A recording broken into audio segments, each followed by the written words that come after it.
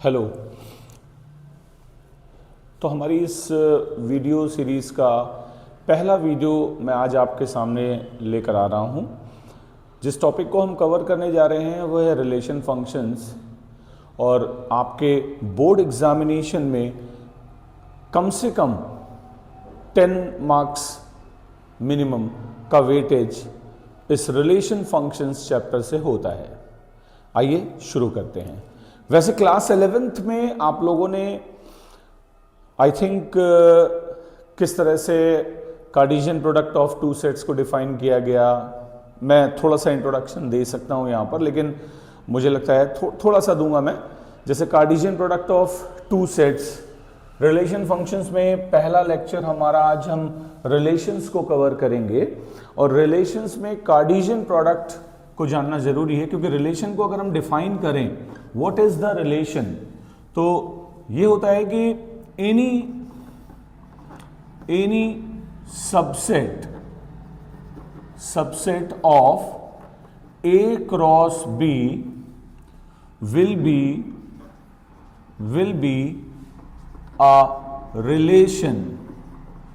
be a relation from set A to set B। अब Cartesian product को आपने पहले से डिफाइन कर रखा है क्लास 11th में, मैं उस पर नहीं जा रहा। वो एक सेट ऑफ ऑर्डर्ड पेयर्स होता है, आपको पता है ऑर्डर्ड पेयर्स क्या हैं, ऑर्डर्ड पेयर्स की इक्वलिटी पर कैसे क्वेश्चन क्लास 11th में आपसे पूछे गए थे, उनकी बात यहां पर नहीं हो रही है। बहुत रिस्ट्रिक्टेड वीडियोस, चूंकि ये एक speedy revision of class 12th है, तो क्लास 12th बोर्ड सिलेबस में जिस तरह के क्वेश्चंस आपके हैं और जो रिक्वायरमेंट है, मैं उनके हिसाब से यहां पर चीजों को डिस्कशन में ला रहा हूं।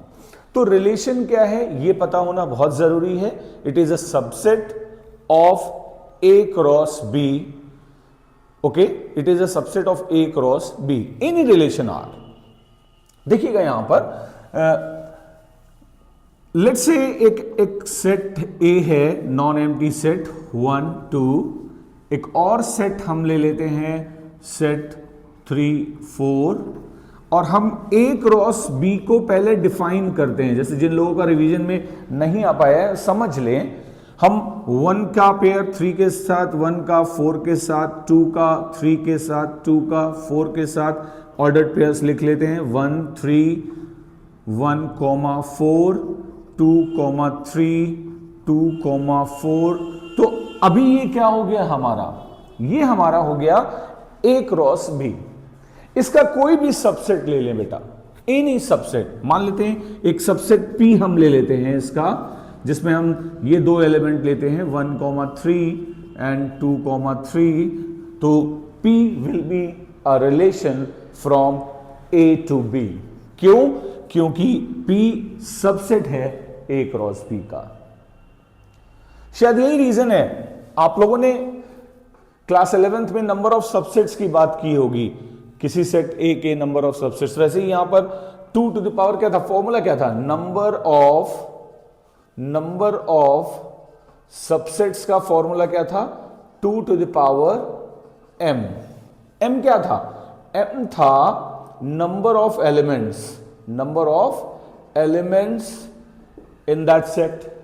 यहां पर A क्रॉस B में कितने एलिमेंट्स होंगे, A में कितने एलिमेंट हैं 2, B में कितने एलिमेंट हैं 2, तो A क्रॉस B में कितने एलिमेंट हैं 1 2 3 4। That means number of elements in A multiplied by number of elements in B will be the total number of elements in A cross B।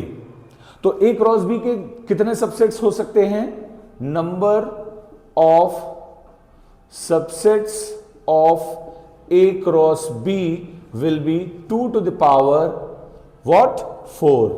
इसका मतलब number of relations जो हो गया, number of relations जो हो गया वो हो गया 2 to the power 4। ओके, तो हम ये कह सकते हैं जनरलाइज वे में कि नंबर ऑफ रिलेशंस का एक फॉर्मूला है हमारे पास, number of relations from set A to B क्या हो जाएगा, 2 to the power m into n, where m क्या है, m है number of elements in A और n क्या है, number of elements in the set B. तो ये हमारा नंबर ऑफ रिलेशंस का ये बड़ा इंपॉर्टेंट सा एक फॉर्मूला आ गया आपके सामने। एक नंबर का जो ऑब्जेक्टिव क्वेश्चंस होता है उनमें अक्सर इस तरह का क्वेश्चन पूछ भी लेते हैं कि एक सेट ए से बी में कितने रिलेशंस डिफाइन किए जा सकते हैं, और ये number of non void relations की बात हो रही है। ध्यान दीजिएगा, इसमें void relation, empty relation included है। कई बार टेक्निकल टर्म जोड़ देता है, find the number of non void relations from set A to set B, तो उसमें 1 माइनस कर देंगे।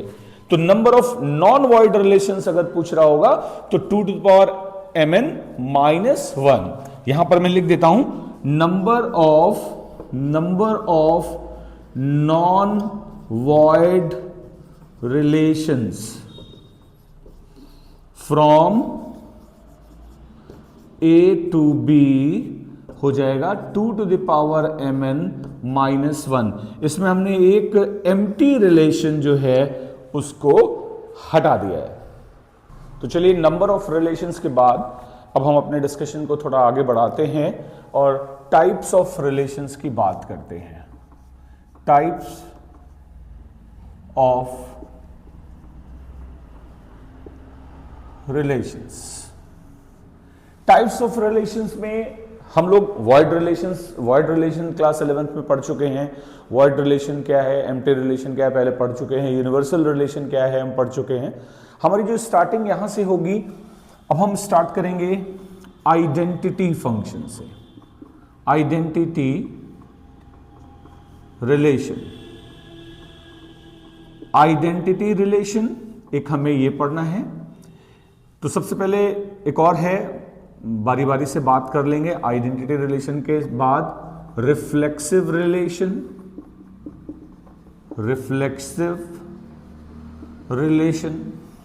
Then symmetric relation, then transitive relation,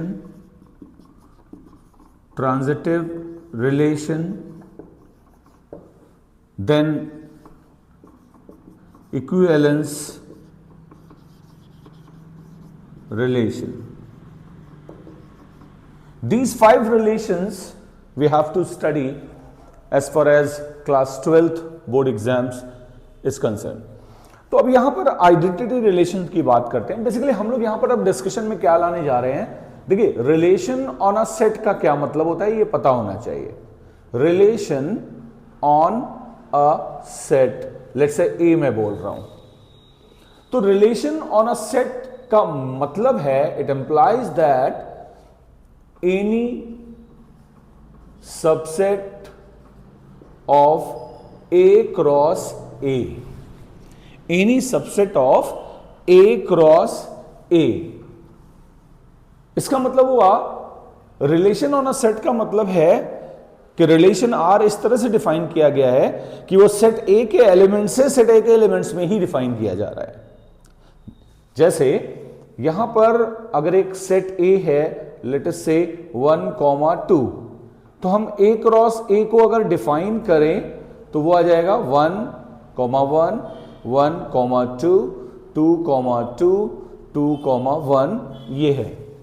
तो any subset of this Cartesian product A cross A will be a relation on set A. Okay, तो यहां पर identity function, identity relation की सबसे पहले बात हो रही है। आइए हम आइडेंटिटी रिलेशन की ही बात कर लें सबसे पहले कि what exactly be the identity relation. तो इसमें आइडेंटिटी रिलेशन को आपने पहले से पढ़ भी रखा है और देखा भी है कि any relation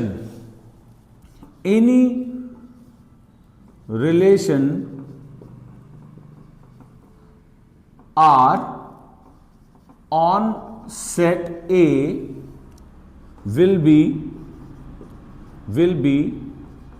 an identity relation if every element of A is related to itself and only itself।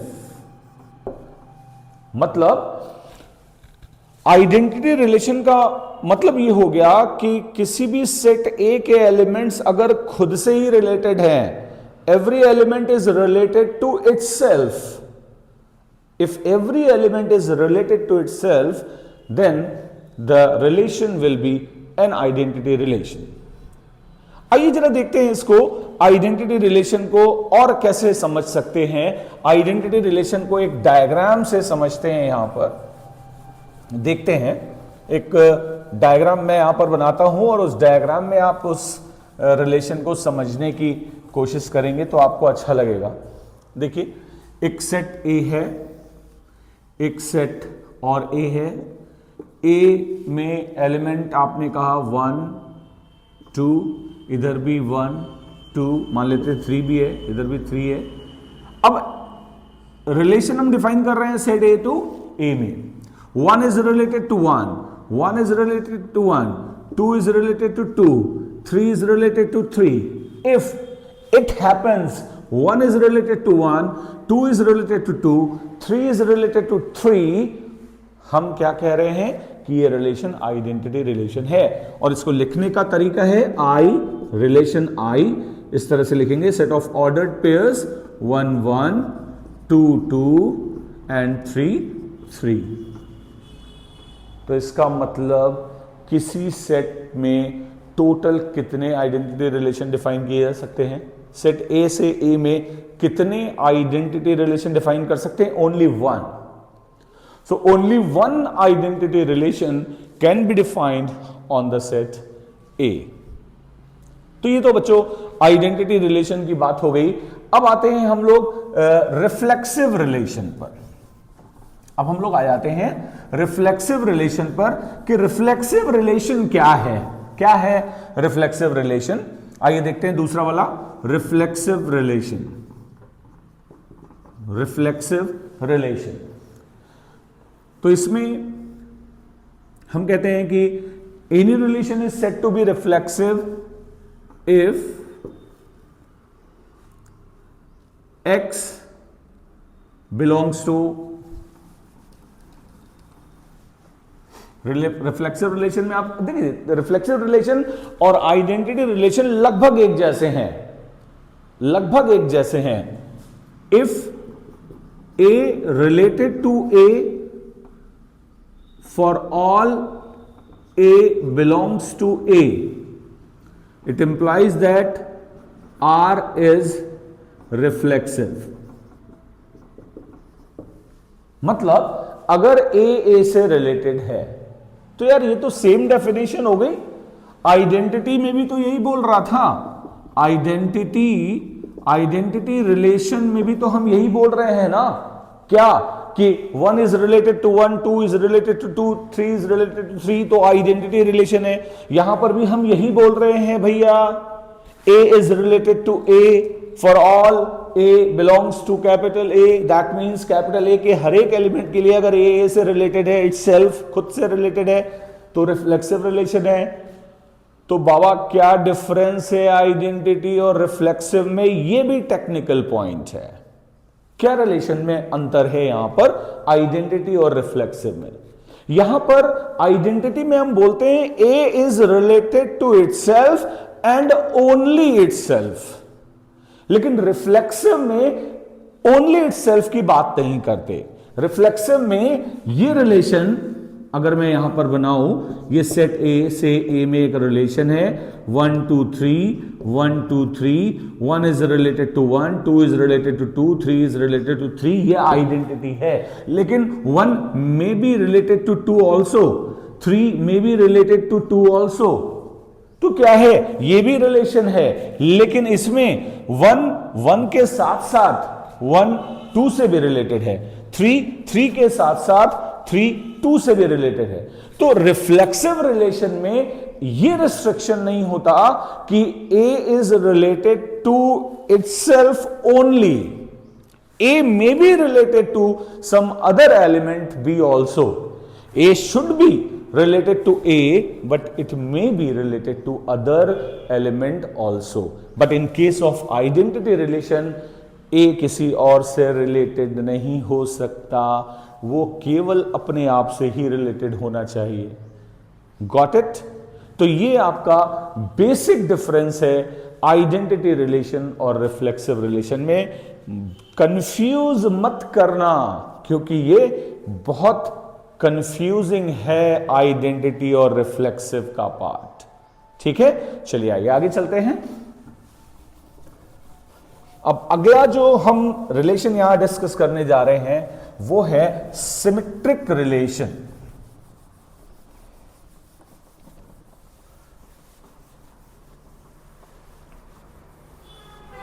अगला जो रिलेशन हम डिस्कस करने जा रहे हैं, अब हम डिस्कस करने जा रहे हैं सिमेट्रिक रिलेशन। क्या है सिमेट्रिक रिलेशन? बोलते हैं कि if A is related to B and it implies B is also related to A for all A, B belongs to capital A, अगर A B से रिलेटेड है, इससे ये इंप्लीकेशन निकल आए कि B भी A से रिलेटेड है। If A is related to B and B is also related to A, then relation A will be the symmetric relation। जैसे मैं यहां पर बताऊं आपको, ये सेट A, ये सेट A 1 2 3, इसमें भी 1 2 3। अब देखिएगा यहां पर if 1 is related to 2, then 2 should also related to 1. If 1 is related to 3, 3 should also be related to 1. तो हर वो रिलेशन जिसमें A अगर B से रिलेटेड है और B भी A से रिलेटेड हो रहा है, तो ऐसा रिलेशन सिमेट्रिक रिलेशन कहलाएगा मेरे बच्चों। सिमेट्रिक रिलेशन कहलाएगा ये। इसका मतलब कोई भी रिलेशन P अगर इस तरह से लिख दिया जाए जिसमें 1, 2 भी हो, 2, 1 भी हो और बहुत सारे हो, 2, 2 भी हो, और ये सिमेट्रिक रिलेशन है। क्यों? क्योंकि A रिलेटेड है B से, तो देखो B भी रिलेटेड है A से। ठीक है ना? तो ये सिमेट्रिक रिलेशन बोला जाएगा। तो सिमेट्रिक रिलेशन में याद रखना है आपको, सिमेट्री का मतलब if A is related to B then B must be related to A, ऐसा इंप्लीकेशन निकलना चाहिए। A B से रिलेटेड है तो B का A से भी वही रिलेशन होना चाहिए, तभी हम बोलेंगे कि वो रिलेशन सिमेट्रिक है। जैसे फॉर एग्जाम्पल एक और एग्जाम्पल ले लीजिए, सेट ऑफ लाइंस पर अगर हम पैरेललिज्म का रिलेशन डिफाइन करने जा रहे हैं, तो देखिए उस सेट ऑफ लाइंस के कोई भी दो एलिमेंट ले लीजिए L1 L2, तो L1 is parallel to L2।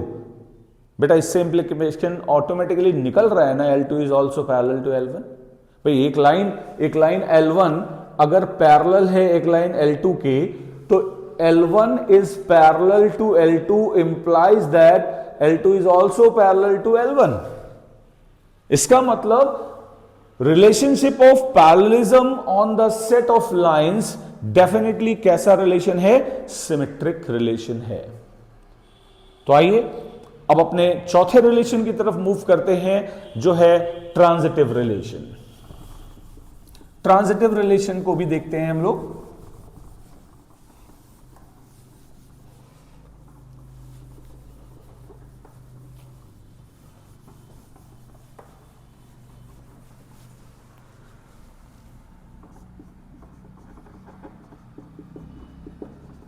Transitive relation में क्या होगा बेटा? If A is related to B, B is related to C, then A should also related to C for all A, B, C belongs to A। अगर A B से related है, B C से भी related है, तो ए सी से related होगा तो रिलेशन ट्रांजिटिव होगा। मतलब अगर पहली ये दो कंडीशन सेटिस्फाइड हैं कि if A is related to B, B is related to C, then A also related to C, पहली दो रिलेशन सेटिस्फाइड है, पहली दो कंडीशन सेटिस्फाइड है, तब तीसरी सेटिस्फाइड होनी जरूरी है ट्रांजिटिव रिलेशन डिफाइन करने के लिए। मतलब A is related to B, B is related to C, and if A is also related to C, then we will say the relation is transitive. मतलब यहां पर देख सकते हैं आप, सेट A से A में हम रिलेशन डिफाइन कर रहे हैं 1 2 3 1 2 3। आप ध्यान से देखिए, 1 is related to 2, 2 is related to 3, 1 is related to 3, 3 is related to 1, 3 is related to 3। मतलब ये रिलेशन हमने यहां पर रिलेशन P को हमने ऐसे डिफाइन किया सेट ऑफ ऑर्डर्ड पेयर्स में। देखिए 1 related to 2, 1 related to 3, 3 related to 1, है ना, 1 रिलेटेड दिख रहा है यहां पर, 1 related to 2 and 2 related to 3, 3 related to 1, 1 is also related to 3, है ना, एंड 3 is related to 1 हो गया, 2 is also related to 3, एक और एलिमेंट यहां पर आ जाएगा। तो आप देख सकते हैं यहां पर 1 is related to 2, 2 is related to 3, देख रहे हैं आप, 1 is related to 2, 2 is related to 3, 1 is related to 2, 2 is related to 3, then 1 is also related to 3 यहां पर दिख रहा है। इसका मतलब ये रिलेशन ट्रांजिटिव है। पहली दो कंडीशन सेटिस्फाई हो रही हैं, 1 2 से रिलेटेड है, 2 3 से रिलेटेड है, तो देखो 1 3 से रिलेटेड है, वो एलिमेंट यहां है। तो अगर ये कंडीशन सेटिस्फाई हो रही है तो ये रिलेशन कैसा रिलेशन है? ट्रांजिटिव। हम लोग अपने पुराने एग्जाम्पल पर ही क्यों नहीं आ जाते हैं? पैरेललिज्म का relation on a set of lines, हमने क्या लिया था?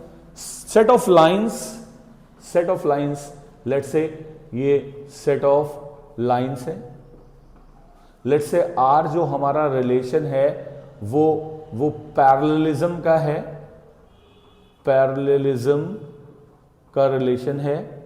हम कोई भी दो element L1 L2 L3, let's say L1 L2 L3 तीन एलिमेंट्स बिलोंग्स टू L हम ले रहे हैं। L1 हम बोल रहे हैं पैरेलल टू L2 है और L2 पैरेलल टू L3 है। देख सकते हैं यहां पर ये लाइन L1, ये लाइन L2, ये लाइन L3। ध्यान से देखिए, L1 पैरेलल टू L2 है, L2 पैरेलल टू L3 है। तो क्या इससे ये इंप्लीकेशन नहीं निकल रहा है कि L1 पैरेलल टू L3 है? बिल्कुल निकल रहा है, L1 L3 के पैरेलल है। तो definitely relationship of parallelism on the set of lines is what? A transitive relation। ये रिलेशन बेटा every line is parallel to itself, ये रिफ्लेक्सिव भी है। Every line is parallel to itself, तो इसका मतलब सेट ऑफ लाइंस पर parallelism का रिलेशनशिप रिफ्लेक्सिव है, सिमेट्रिक भी है। If L1 is parallel to L2, L2 is also parallel to L1। And साथ ही साथ देखा मैंने यहां पर ये ट्रांजिटिव भी है। क्यों? क्योंकि L1 parallel to L2, L2 parallel to L3 अगर है तो L1 is also parallel to L3 होगा, जैसा कि दिख रहा है डायग्राम में। तो इसका मतलब relationship of parallelism on the set of lines is what? Transitive also. तो बड़ा अच्छा एग्जाम्पल है बेटा, ये बहुत अच्छा एग्जाम्पल है कि ये सिमेट्रिक भी है, रिफ्लेक्सिव भी है, ट्रांजिटिव भी है। तो आइए एक लास्ट और रिलेशन है हमारा, उसको भी हम देख लेते हैं इसमें, इक्विवेलेंस रिलेशन।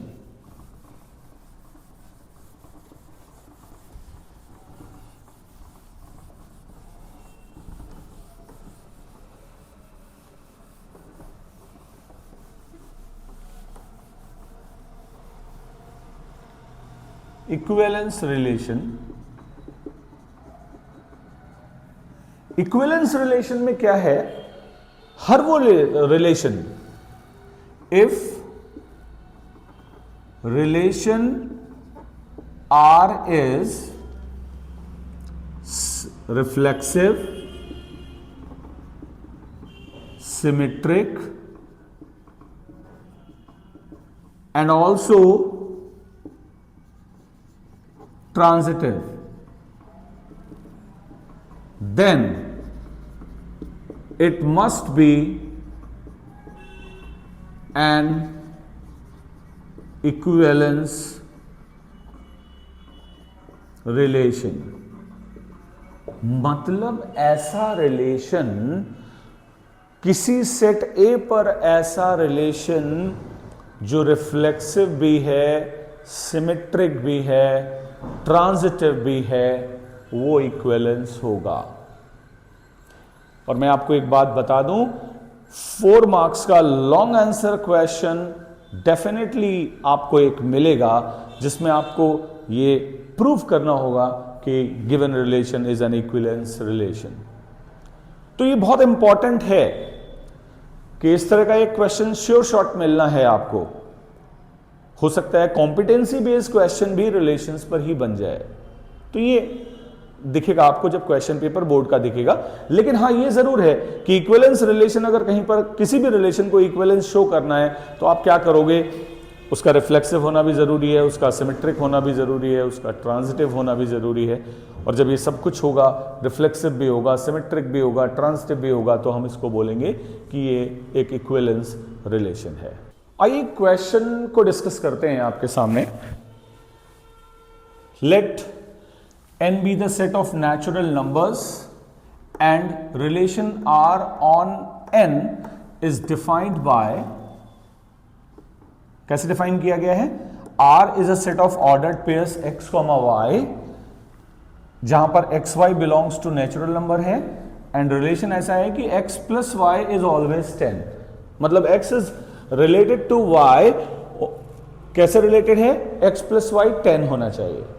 तो हम इसको चेक करना चाहते हैं कि ये रिलेशन कैसा है, ये रिलेशन किस तरह का है। मान लीजिए हम चेक करना चाहते हैं, सबसे पहले हम ये रिलेशन जो है, किसी भी रिलेशन को, ये चूंकि सेट बिल्डर्स फॉर्म में लिखा है तो हम इसको एक नॉर्मल टेबुलर फॉर्म में लिख लेते हैं। लाइक x और y ऐसे होने चाहिए जिनमें सम 9 हो, और नेचुरल नंबर 1 से स्टार्ट हो रहा है तो 1 9 का सम होगा, फिर 2 और 8 का सम भी 10 होगा, फिर 3 और 7 का सम भी 10 होगा। इस तरह से होंगे ना बहुत सारे, 9 1 भी आएगा। इस तरह से बहुत सारे एलिमेंट्स इसमें ऑर्डर्ड पेयर्स हो सकते हैं। अब यहां पर गौर करने वाली बात है, क्या every natural number is related to natural number, ऐसा रिलेशन हो सकता है कि 2 का सम 10 आ जाए? हां सर, हो सकता है 5 5, लेकिन 1 1 पे तो नहीं होगा ना, ये 2 2 पर तो नहीं होगा ना, ये 3 3 पर सम 10 तो नहीं होगा ना। इसका मतलब ये रिलेशन आप लिख सकते हैं, since 1, 1 does not belongs to R, many more, ऐसे बहुत सारे और नेचुरल नंबर्स मिल जाएंगे आपको।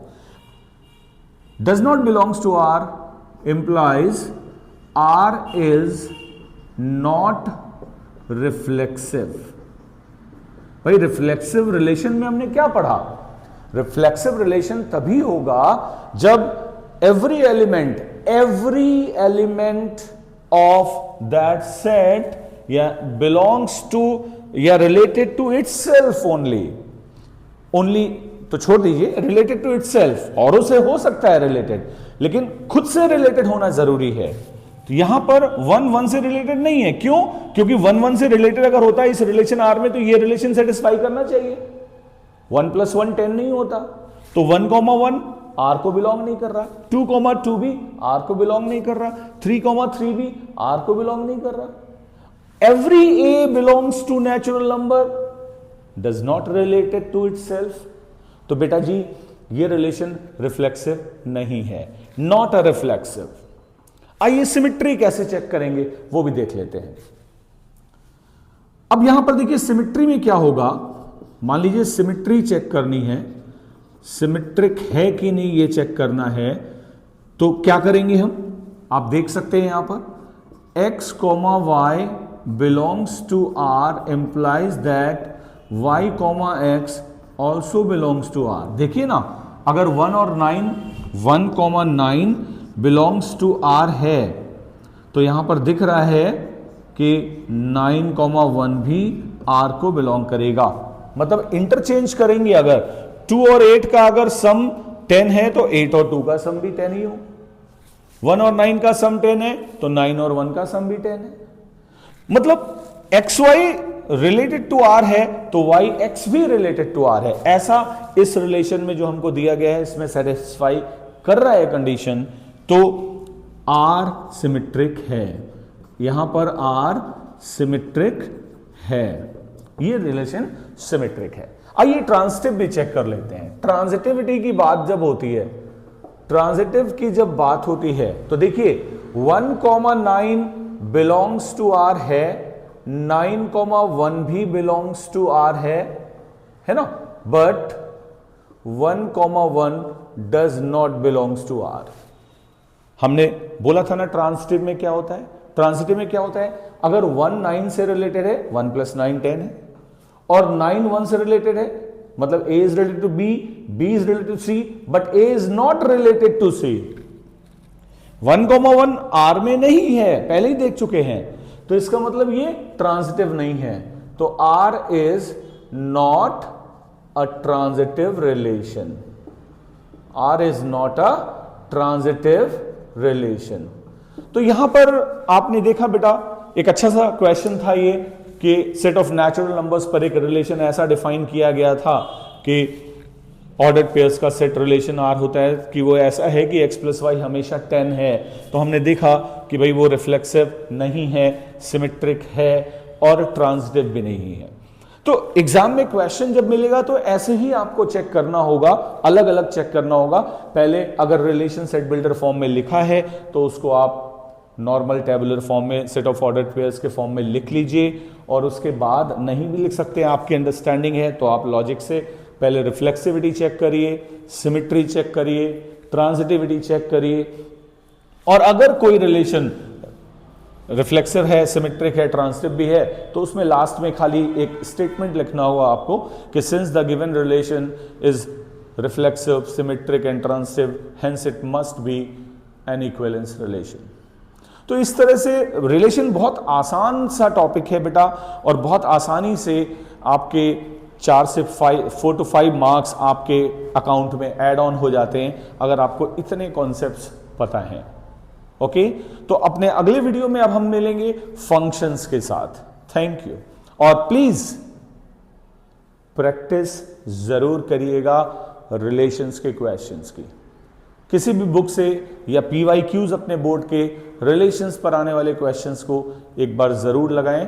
इस वीडियो को भी देख रहे हैं, और साथ ही साथ एक बात याद रखिए, अगर अपने मैथमेटिक्स को स्ट्रांग बनाना है, अपने मिशन 100 की तरफ जाना है, तो मैथ्स कैफे पर आना है, जहां पर मैथ्स तो मैं लेकर आ रहा हूं, कॉफी आप अपनी लेकर आइए और साथ में मैथ्स पढ़िए। प्लीज सब्सक्राइब करिए, लाइक करिए चैनल को, और शेयर भी करिए, ज्यादा से ज्यादा लोगों में इसका बेनिफिट पहुंच जाए। Thank you.